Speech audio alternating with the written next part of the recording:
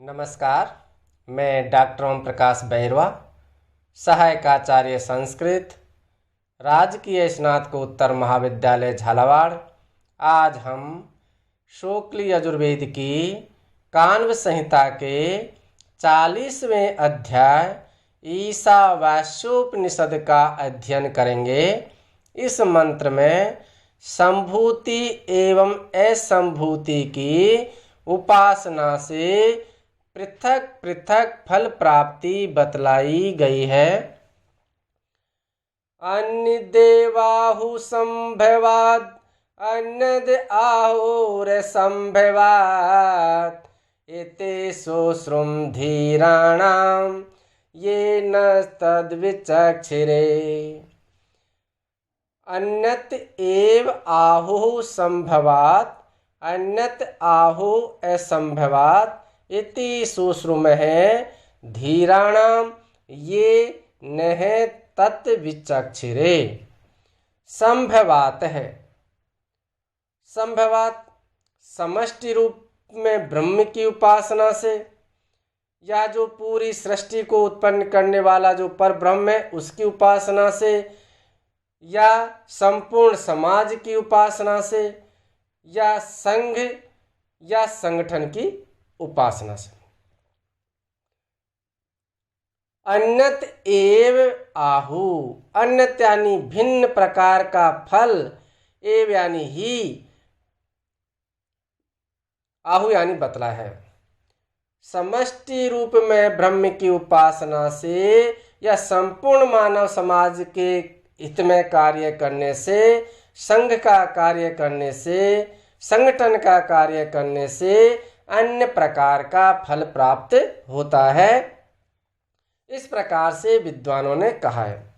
असंभवात है, और जो उस पर ब्रह्म के द्वारा निर्मित है ये सृष्टि, या जो पर ब्रह्म का जो अवतार जिसे अपन मानते हैं, जिसे ईश्वर कहते हैं, उस ईश्वर की या व्यष्टि रूप में ईश्वर उपासना से अन्यत अन्य फल मिलता है। इति ऐसा सुश्रुम में सुना है, ऐसा हमने सुना है। धीराणाम, धीर पुरुषों के द्वारा या विद्वानों के, ये जो न यानी हमको तत् उसे, उस जो रहस्य ज्ञान है, जो मंत्र है, उसको विचक्षरे कहा था। विद्वानों ने इस प्रकार से संभूति और असंभूति के भिन्न भिन्न फल के बारे में हमें बतलाया था। समष्टि रूप में ब्रह्म की उपासना से अन्य ही फल की प्राप्ति होती है, ऐसा विद्वान कहते हैं। व्यष्टि रूप ईश्वर की उपासना से भिन्न फल प्राप्ति बतलाई गई है, ऐसा भी विद्वानों के द्वारा कहा जाता है।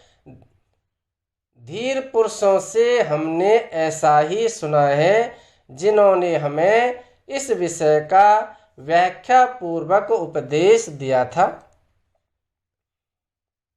संभवात संहति भावस्य उपासनात् अन्यत पृथक फलवाप्ति ही एव मात्रम आहु विज्ञैर उदीरितः।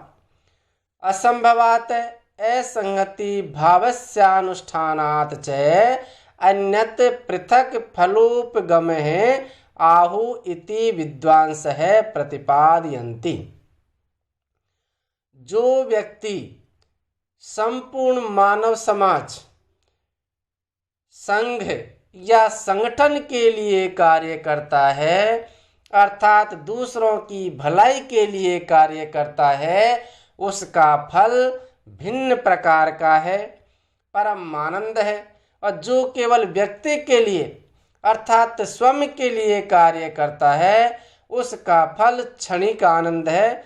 उसी प्रकार जो व्यक्ति उस पर ब्रह्म परमात्मा की उपासना करता है, उसका फल परमानंद घन है, तथा जो व्यक्ति इस सृष्टि या माया की उपासना करता है उसका फल क्षणिक आनंद है।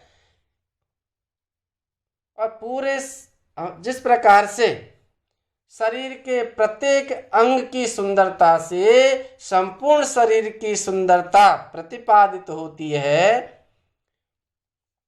यदि शरीर में कहीं विकार आ जाए, ये एक अंगुली भी यदि खंडित हो गई तो वह मूर्ति पूजा के योग्य नहीं होती है, उसमें कमी महसूस होती है। उसी प्रकार से हमें संपूर्ण स्वयं के और संपूर्ण समाज के लिए, दोनों के लिए कार्य करना चाहिए, क्योंकि व्यक्ति से ही समाज बनता है और समाज में ही व्यक्ति रहते हैं। इसलिए दोनों का की उन्नति होना अति आवश्यक है। कबीरदास जी कहते हैं, साईं इतना दीजिए जामे कुटुम समाए, मैं भी भूखा न रहूं साधु न भूखा जाए। अगले मंत्र में मानव के लिए संभूति एवं असंभूति दोनों की आवश्यकता एवं उपयोगिता बतलाई गई है। संभूतिं च विनाशं च यस्तद्वेदो भयं सह, विनाशेन मृत्युं तीर्त्वा संभूत्यामृतम् अश्नुते। संभूतिं च विनाशं च यह तत्वेद उभयं सह, विनाशेन मृत्युं तीर्त्वा संभूत्या अमृतम अश्नुते। यह जो व्यक्ति या जो उपासक संभूतिम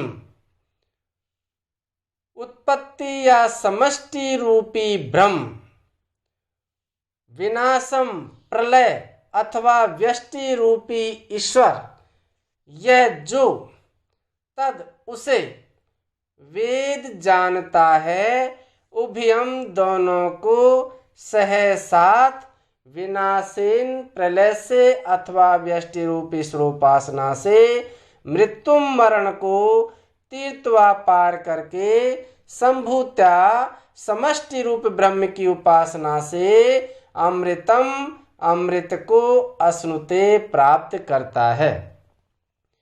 जो उपासक समष्टि रूप ब्रह्म तथा व्यष्टि रूप ईश्वर अथवा सृष्टि के उद्भव एवं प्रलय को एक साथ समझता है, वह साधक प्रलय अवस्था में अथवा व्यष्टि रूप ईश्वरोपासना के फल रूप में सर्वप्रथम मृत्यु को पार कर समष्टि रूप ब्रह्मोपासना के माध्यम से अमृत को प्राप्त कर लेता है।